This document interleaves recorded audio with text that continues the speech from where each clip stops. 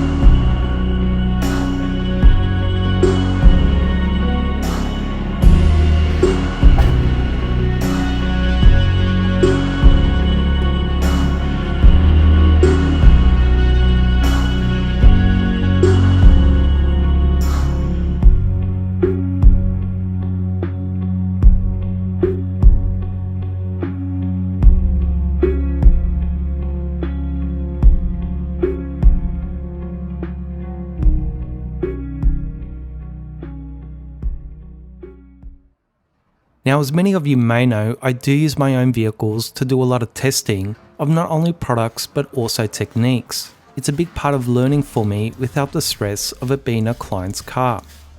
So in part, this video will be a little different in that I'm going to test a few things out that I've been trialing, such as products and techniques, and I'm also going to talk through and give you my thoughts on some more detailing stuff in general.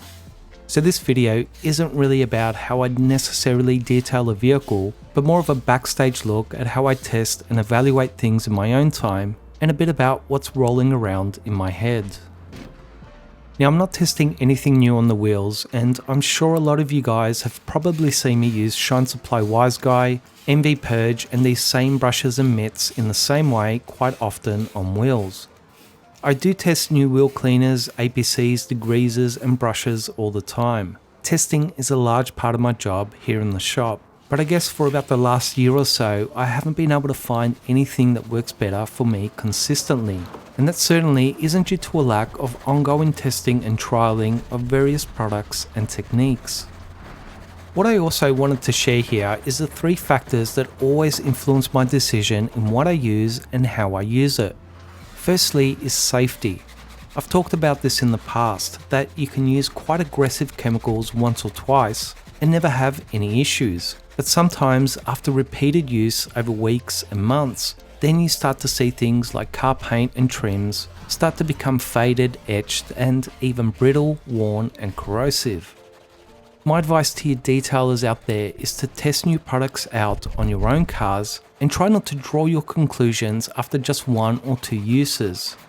I try new products all the time, but I don't switch to them or make them my go-to product until I'm completely satisfied that they're firstly safe on the vehicle over an extended time period. Secondly is effectiveness. I'm not going to use any product or technique if it's not safe on the car, but at the same time there needs to be a high level of effectiveness in how that product and technique cleans, restores or protects the finish, as it's also extremely important that I'm achieving fantastic results consistently. And sometimes it's a delicate balance trying to weigh up safety with effectiveness. Thirdly is efficiency and appropriateness. So you firstly want to be safe and respectful towards the vehicle you're working on, and you secondly want to be effective and produce great results for you or your clients. But thirdly, you need to balance those 2 objectives with a level of efficiency, which ultimately refers to time and money spent. You simply can't expect a detailer with a limited budget to go all out and pursue 100% safe and effective work, because they'll starve and go out of business in a matter of months. So it's not appropriate to pursue that level of work without the right circumstance and means to do so. But given the time and budget as well as the skill level and motivation, and then it's certainly appropriate and justifiable.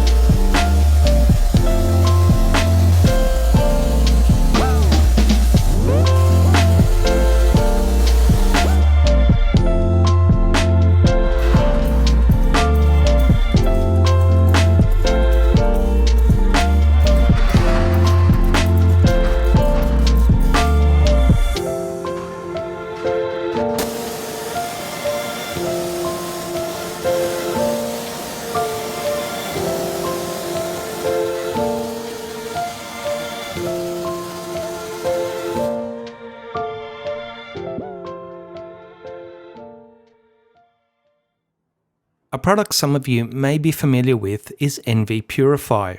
But for those of you that aren't, Purify is a bit of an all-in-one decontamination product. So it's an iron and fallout remover, a bug and traffic film remover, and a synthetic clay lubricant all in one.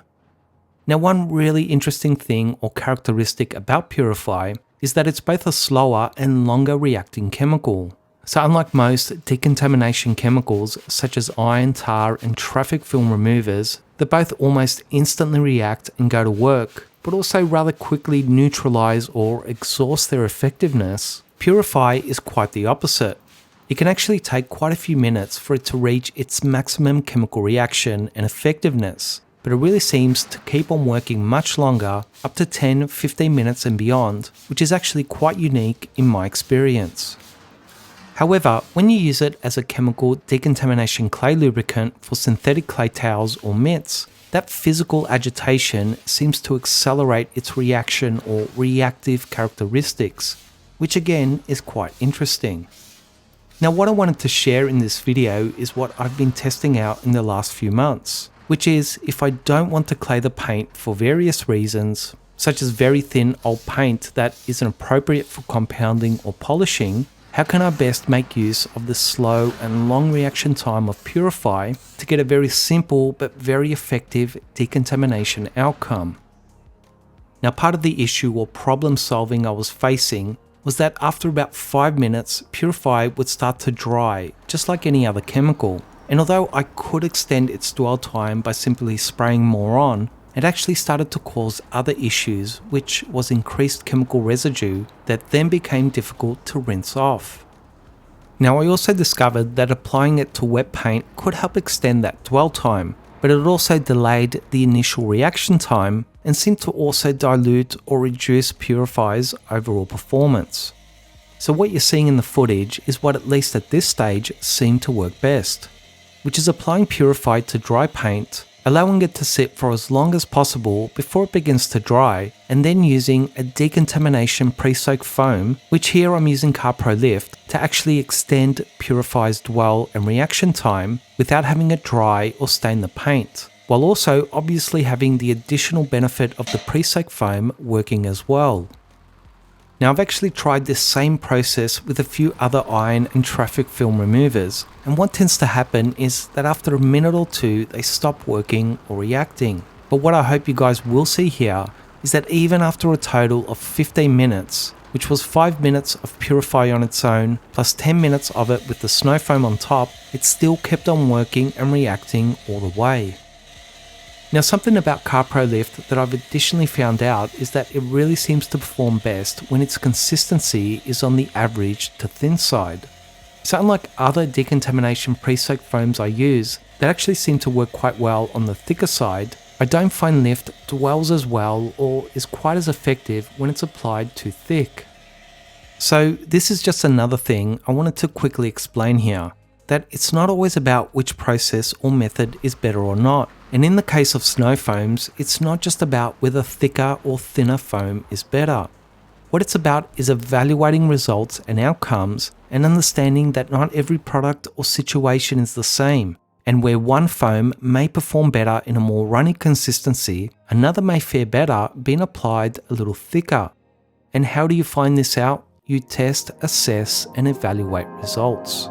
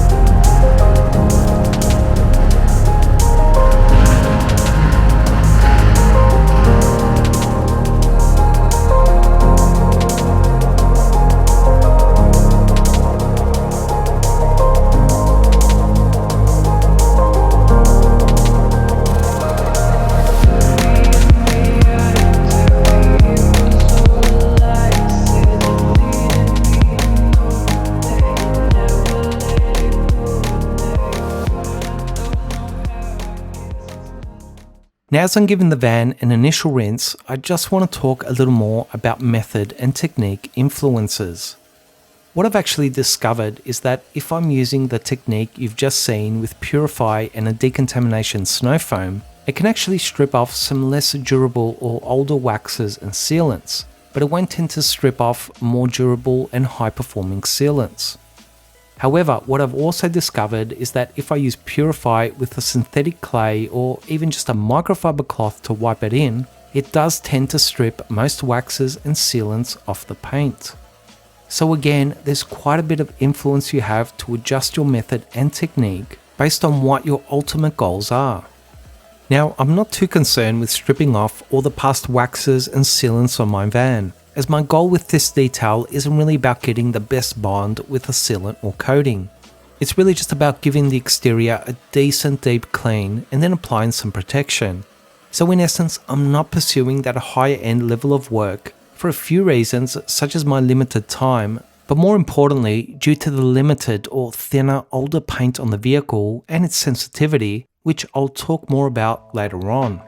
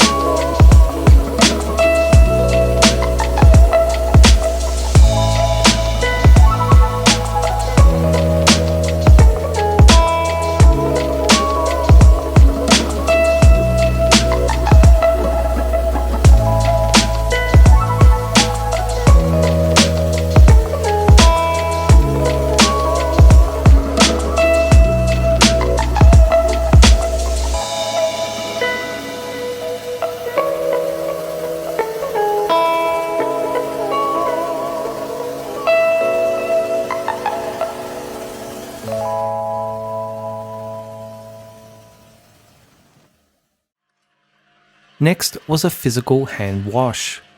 As mentioned before, I'm not too interested in stripping the paint completely bare for this particular detail, and I'm also just interested here in removing the last of the dirt and grime that's going to need a physical hand wash to eliminate. So rather than using a strip car wash detergent, which I'd normally use at this stage to continue to strip off any prior paint protection, I instead used a more gentle maintenance car wash soap in the way of NV Snow to remove the last of the slightly more stubborn road grime. One thing I can tell you about the paint on my van is that it's very soft and sensitive. And what I've personally found is that although there's no real issue in limited use of iron and traffic film pre-cleaners, which are definitely needed at times, it's not something that should be overly used on older single-stage paints as readily, as they tend to be more sensitive and just don't have that same chemical resistance as newer clear-coated paints. So once again guys, I'm just adjusting my method based on my specific vehicle and my specific end goal.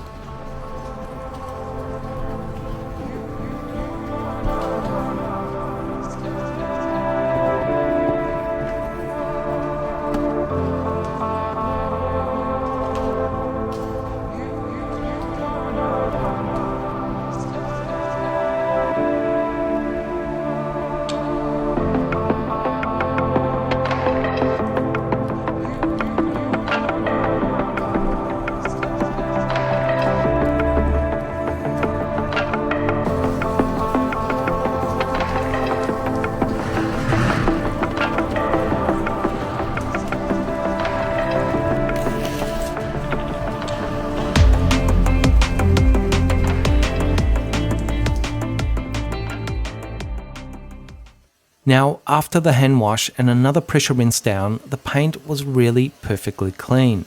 The water behaviour was a little less hydrophobic than when I started, but certainly still had some positive hydrophobic performance, which based on my objectives here was perfectly in line with what I was aiming for. Also, don't ask me what paint protection is on the paint, as it's a mixed bag of various waxes, sealants and coatings that I've been testing throughout the year, and it'll have another mixed bag of products on it after this detail. It's just a reality of constantly trying to test and evaluate products.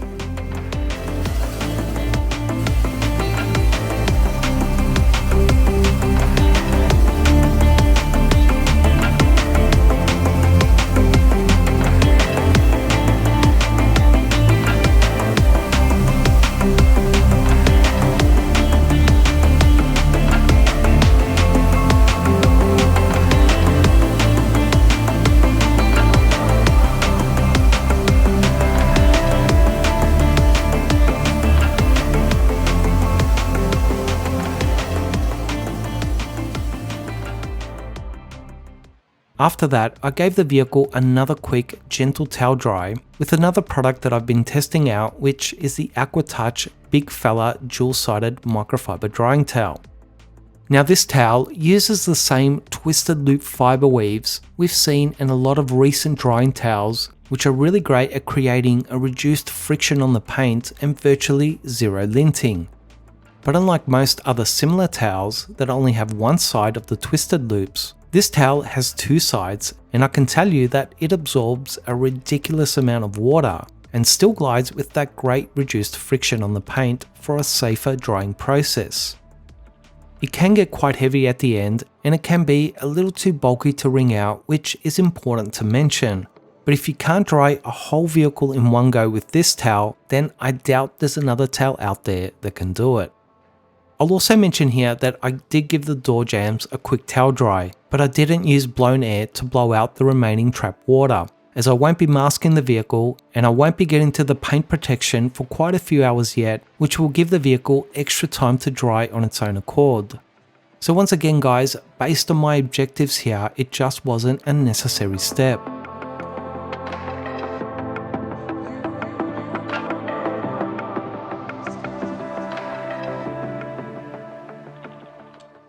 Next up was the interior clean, which I started off by removing all the personal items and all the other objects in the van so they wouldn't get in the way during this whole process. Now with the extra time needed to film this whole detail aside, The wash and decontamination stage took me about 2.5 hours, and I allocated another 2.5 hours for the whole interior detail, and then gave myself another 2 to 3 hours for the final paint protection and dressing stage. So all up, this is going to strictly be an 8-hour detail, and it's my job to work out how to best spend that time in the most productive way to obtain the best results given the restrictions in place. So once again guys, you're going to see quite a different interior detail compared to what you'd normally see me doing, as 2.5 hours just simply isn't enough time to use things like hot water extractors, steamers and tiny little detailing brushes to address an entire vehicle, also including vacuuming, glass cleaning and dressing. But I hope you guys enjoy seeing some slightly different techniques, tools, based more around time efficiency and good results, rather than full-blown high-end work for a change. The next stage was using my Metrovac vacuum blow to blow out the whole interior from top to bottom. The basic technique here is starting at the top of the interior and working your way down and around the cabin, and then blowing as much of the dust and dirt that settles on the seats and floor outside of the vehicle. And I'm really just spending 10 minutes or so in total as a quick pre-vacuuming stage. This van is just full of storage racks, high up shelving areas and tight underseat compartments that just love to accumulate dust and dirt that's quite hard to reach and access without spending a lot of time. And like I said, I want a good result here, but I'm not going full-blown high-end work due to time and cost restraints. Now obviously half of the dust and dirt is just going to recirculate and stay within the cabin, but what you will find is that it's pushed out of the harder to reach areas and tends to settle on the larger, flatter trims such as the seats and floors, so you can then vacuum up what you can't blow out of the vehicle a lot easier. Back in my mobile days, I used to do quite a few vans, trucks and even boats at times, and the blower was just fantastic at blowing out those larger interiors and cabin exteriors prior to wet cleaning them, and really made a huge difference there in particular.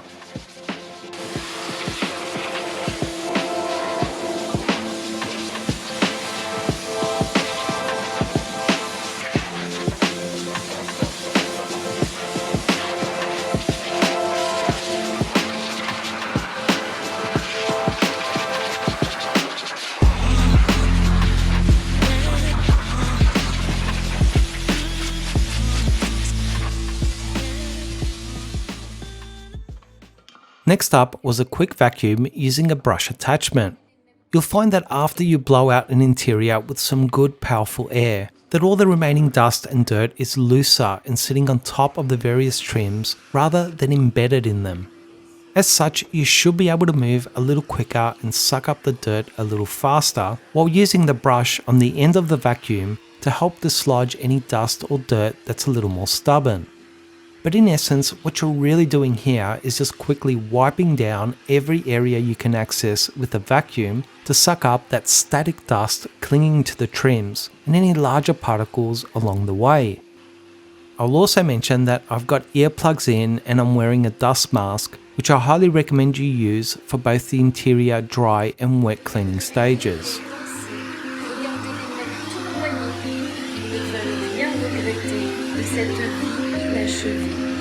Fermez les yeux, le bonheur est pour vous. Regardez-les se régaler de tranches de vie à tartiner.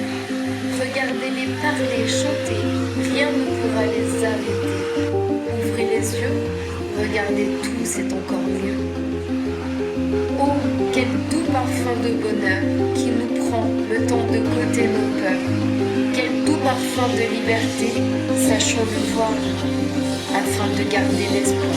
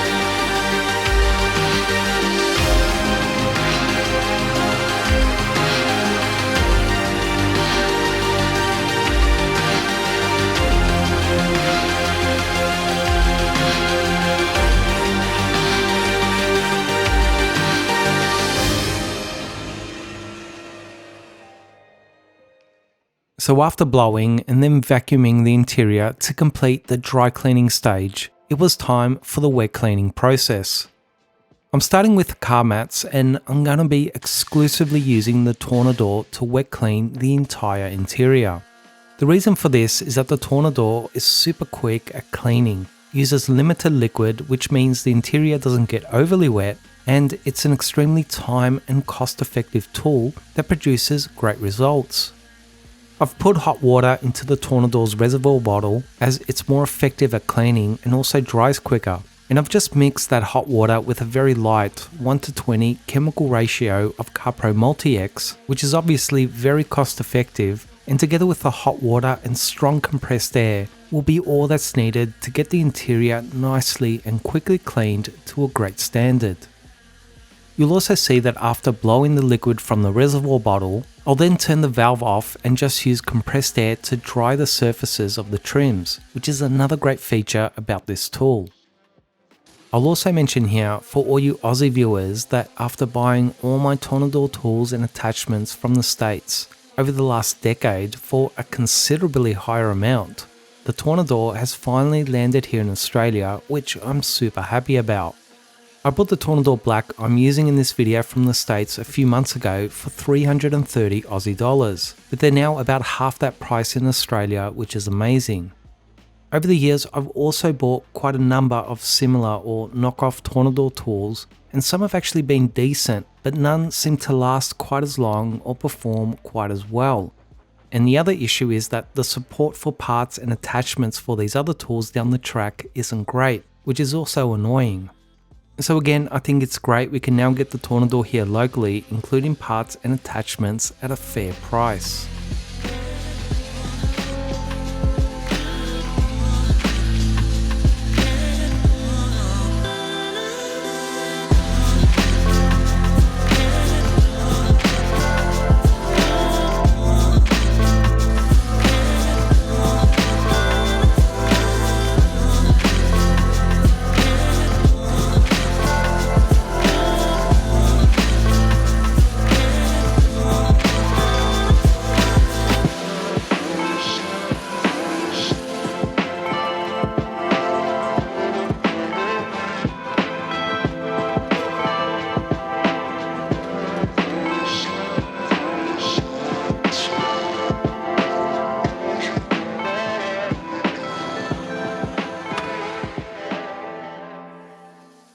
Now back in my mobile days, I used to use the heck out of the Tornador because I didn't have the space or money for bulkier and more expensive hot water extractors and steamers. So over the years, I got quite good at using it with various techniques and attachments depending on what vehicle I was working on and what was needed at the time. But a few techniques I'd use was holding a microfiber cloth opposite the tool to help limit overspray when needed, and then use that same cloth to further wipe and dry the trim. Other times when I didn't want to directly spray the tool on certain trims, I'd just spray the hot water and chemical solution directly on my cloth and just use that to wipe the area down. Another method you can use is that if you don't want to have any chemical residue misting about in the interior, is to just put water in the Tornador's reservoir bottle and have a spray bottle with your interior cleaning chemical separately. One of the first detailing series I did on this channel about 5 years ago was a 3-part interior detailing series in which I used the Tornador with an extraction attachment to both blast and suck up the interior trims and carpets. And I'll try to put a link up here if you also want to see that process. I'm not going to be using the Tornador extraction tool in this video, but rather just use my cloths to extract and soak up the excess liquid, which is another option depending on your time and cost restrictions. We'll have a good look at this interior at the end of this video with some good lighting so you guys can judge the results for yourselves. But I can tell you that just after a couple of hours, the interior was perfectly dry rather than the 12 hours plus it would take to dry if I was using an increased amount of water and liquid in a standard extraction process. And you'll hopefully also see that although it wasn't an all-out time-consuming high-end process, it was still a fantastic result for 2 to 3 hours of work.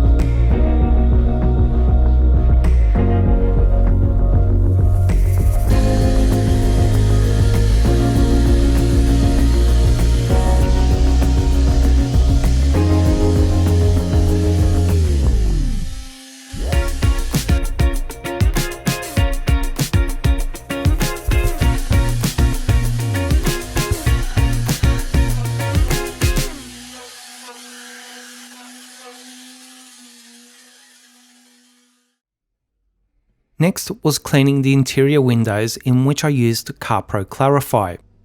What works really well for me when it comes to glass cleaning is firstly using a good glass cleaner, and secondly being really generous with the amount and spraying it directly on the glass.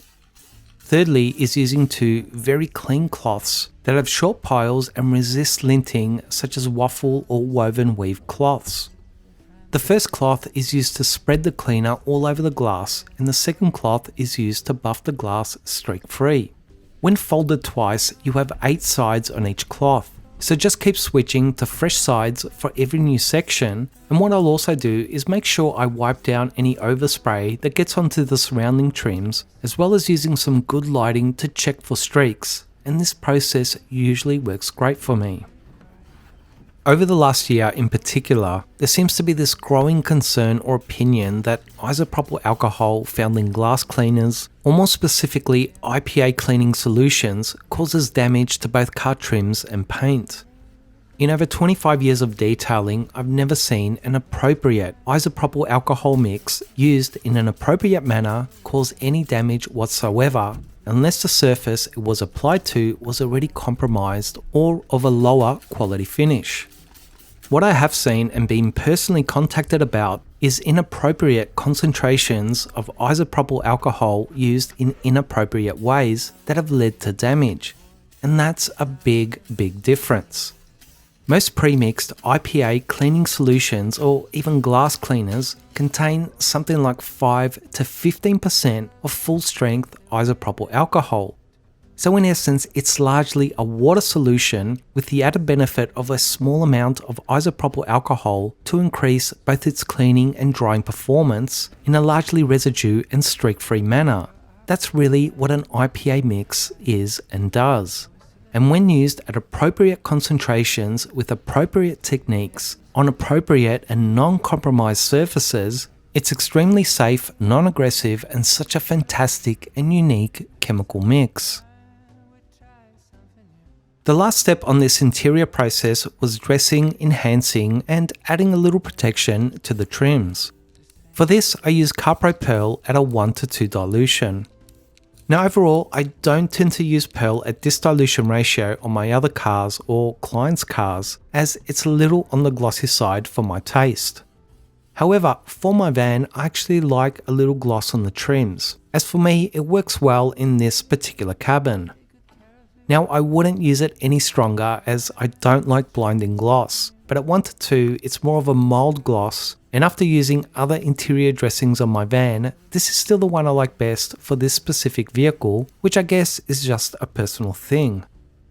The general technique I use is to mostly spray the dressing directly on my foam or cloth applicator, but sometimes also directly on the trim, and just spend a good minute or so working it into a section at a time, and then repeating that same process on all the plastics, vinyl, metal and rubber trims, except for things like foot pedals or car mats where it's best to avoid it for safety reasons. On those areas, I just used an interior quick detailer to finish them off. After Pearl is applied to all the appropriate trims, I'll then come back with a microfiber cloth or two and knock back the dressing to a streak-free and slightly more mild gloss finish. I don't know exactly why I do like a little more gloss in the van but hate it in almost all other cars, but I just do. But usually after a month or so, it drops down to more of a satin finish, and then a few months later still, it's more of a matte finish, which is usually the time I'll go and give it a clean and reapply the dressing. As mentioned, we'll have a look at the finished results after the interior was fully dry in a bit, but I was really happy with the outcome considering it was about 2.5 hours work from start to finish.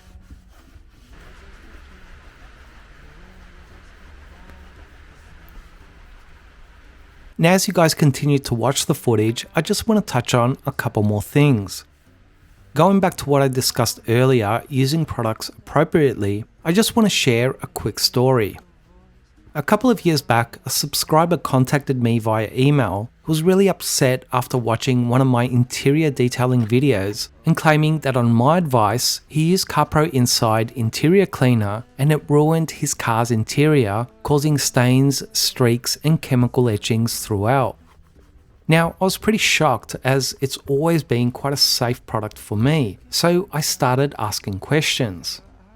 At first he wrote back and said that he had used the cleaner exactly as I had and demonstrated in my videos, and that he'd also contacted CarPro demanding that they pay to fix the damaged trims in his car.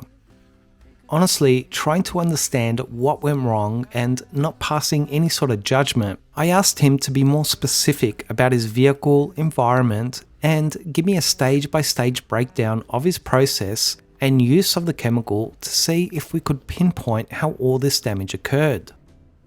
So after back and forth messages over a week, I think he started to calm down and understand that I was genuinely trying to help him rather than criticize him, and I was just asking these questions to help discover what went wrong.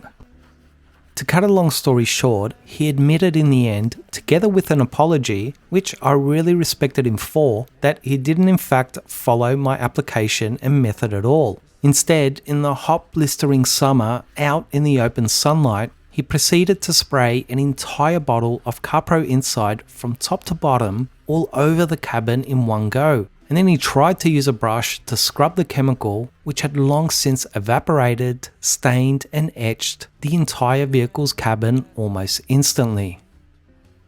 I'm not bringing this up to point any fingers, as we all screw up and need to learn lessons in life.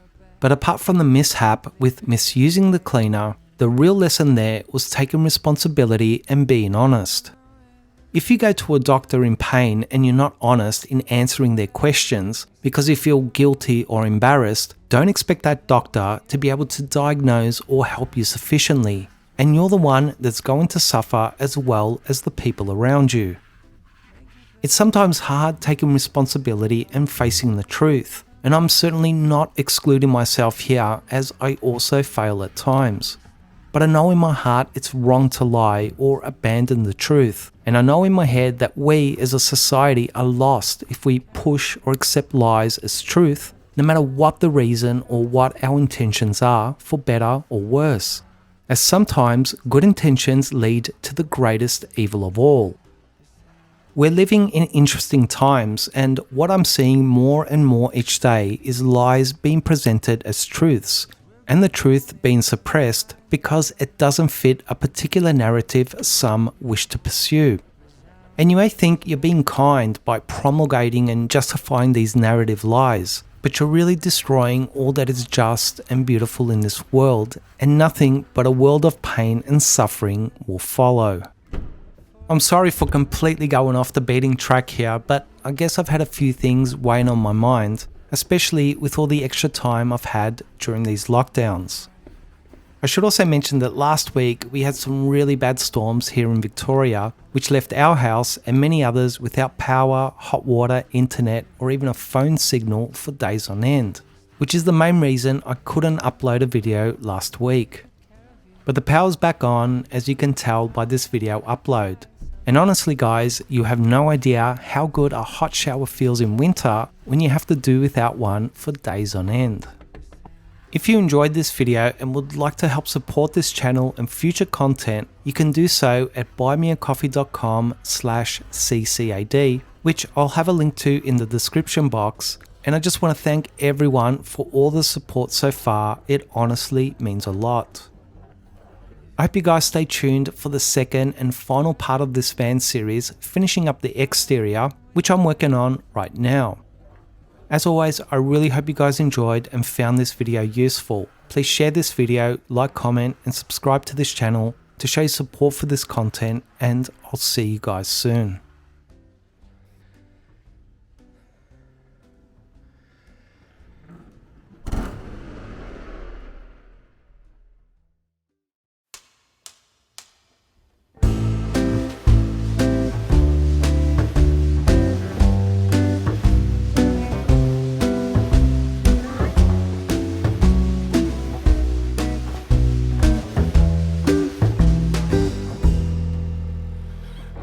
The moody wind that once made us meet is blowing furiously down the street.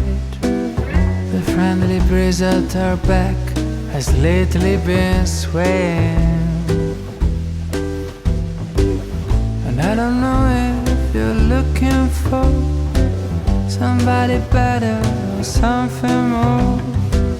'Cause even when you're with me, your eyes are still strange.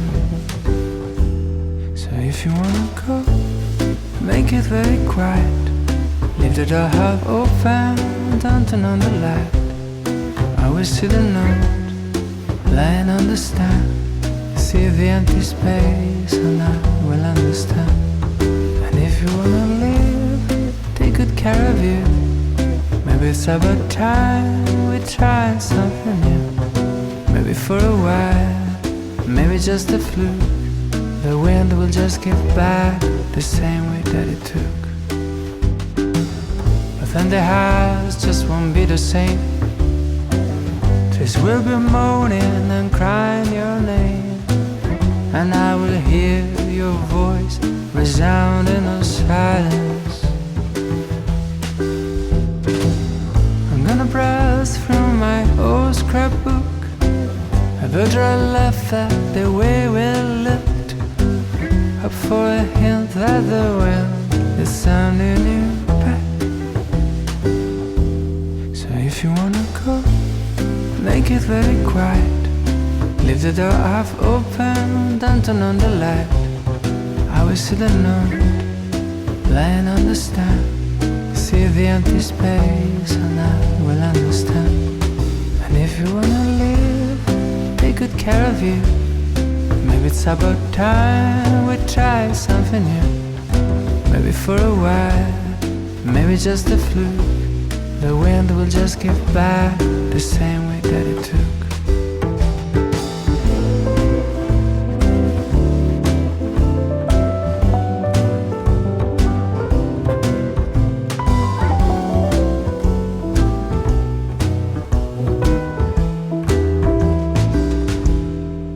If you wanna live, take good care of you. Maybe it's about time we try something new. Maybe for a while, maybe just a fluke. The wind will just give back the same way that it took.